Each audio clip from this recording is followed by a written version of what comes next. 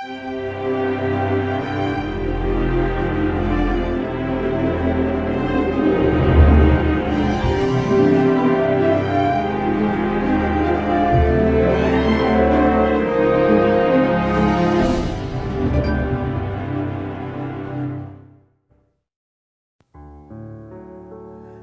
Samuel 11. Saul menyelamatkan Yabes. Maka Nahas, orang Amon itu, bergerak maju dan berkemah mengepung Yabes Gilead. Lalu berkatalah semua orang Yabes itu kepada Nahas, "Adakanlah perjanjian dengan kami, maka kami akan takluk kepadamu." Tetapi Nahas, orang Amon itu, berkata kepada mereka,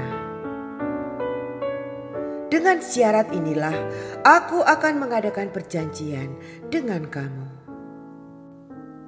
bahwa tiap mata kananmu akan kucungkil. Dengan demikian aku mendatangkan malu kepada segenap orang Israel." Para tua-tua Yabes berkata kepadanya, "Berilah kelonggaran kepada kami 7 hari lamanya, supaya kami mengirim utusan ke seluruh daerah Israel. Dan jika tidak ada seorang pun yang menyelamatkan kami, maka kami akan keluar menyerahkan diri kepadamu."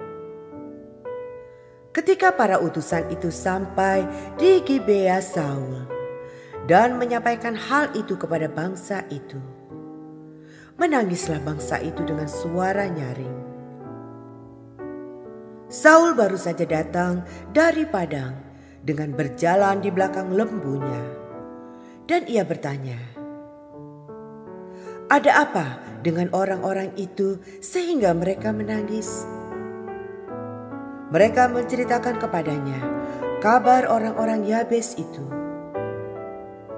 Ketika Saul mendengar kabar itu, maka berkuasalah roh Allah atas dia, dan menyala-nyalalah amarahnya dengan sangat.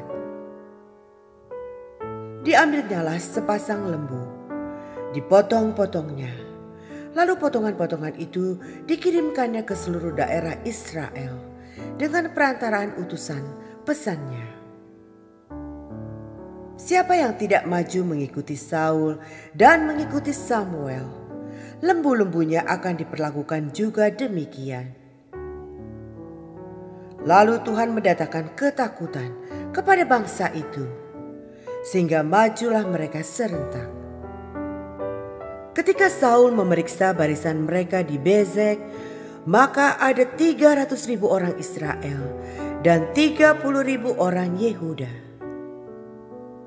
Kepada para utusan yang datang itu dikatakan, "Beginilah kamu katakan kepada orang-orang Yabes Gilead, besok pada waktu panas teriknya matahari akan datang bagimu penyelamat." Ketika para utusan kembali dan memberitahukan hal itu kepada orang-orang Yabes, bersukacitalah mereka.